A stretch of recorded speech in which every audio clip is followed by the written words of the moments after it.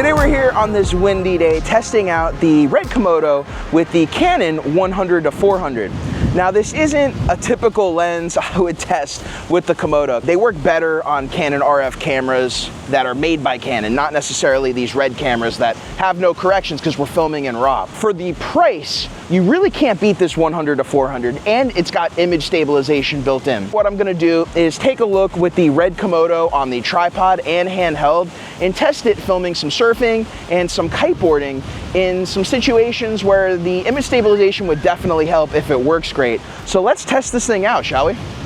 Oh, hey Diego.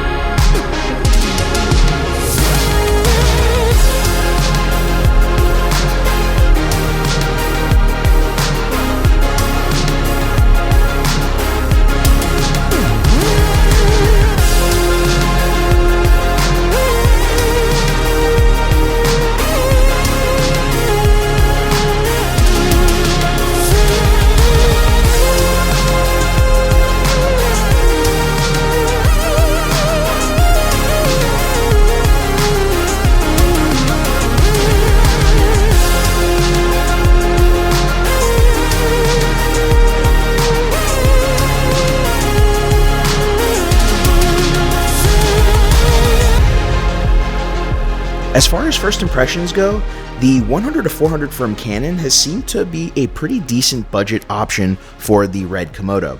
Now, the reason this is so special is it's a super zoom that's 100-400 millimeters. It's $650, but it also has image stabilization on it, and it's relatively compact for a super zoom lens. Now, I'm using this on the Red Komodo. As I mentioned earlier in the video, some of these more budget options from Canon, some of these lenses work better with some of the Canon bodies because the Canon bodies have little corrections that are done when it comes to chromatic aberration, distortion. They do that in camera, so we're not getting that with the Red Komodo because we're shooting in R3D RAW. So there's some things that I found out doing this first impressions video, and I'm glad I got a few hours with this lens the other day because I got to figure out what they were before I went out and actually shot with this thing professionally.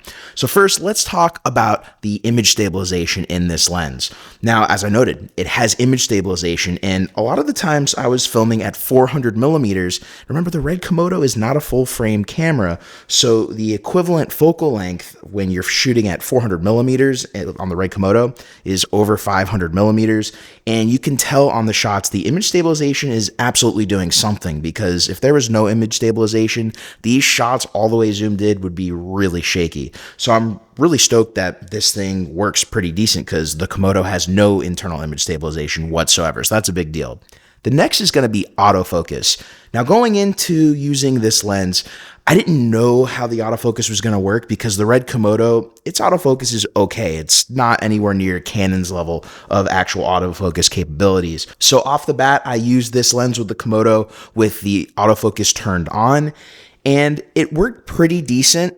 But there were some times where it was just rack focusing, hunting, or just slightly off focus. So I did try manual focus. Although with manual focus, because I'm shooting action sports today, I was getting worse results. So I would say if you're filming anything that's fast moving, even on the Red Komodo, you're probably better off using autofocus with the 100-400. If you're shooting more stationary objects or just things that are moving really slow, then yeah, I'd probably stick with manual focus on this lens. That way you don't get any of that hunting that you see in some of these clips. The last is going to be image quality at certain apertures.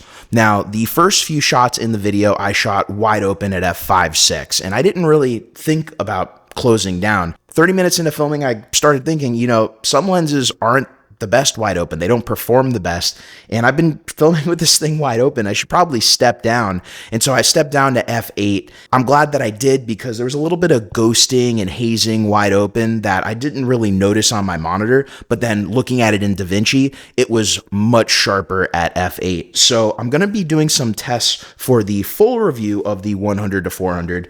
I didn't want to make this a full review because I'm using it with the Red Komodo right here. And although I love this camera, it's a Super 35 camera, 1.33 crop of full frame for those of you who don't know. So it sits between full frame and APS-C Canon sensors. I don't think it's fair to judge this camera with this lens without judging it with Canon cameras. So I'll be doing some testing with some Canon cameras, and I'll have a review of this lens out soon. So if you have any questions or anything you want to see in that review, let me know in the comments below, and I'll make sure to feature them in the video when it comes out. If you have any questions in general, anything I didn't go over in today's video, let me know down there as well. If you got knowledge and value out of today's video, please make sure to hit that like, subscribe, and notification bell to keep up to date with the latest videos from the channel. And until next time, my name's Chef Fagien. Thank you for watching as always, and I will catch you in the next video.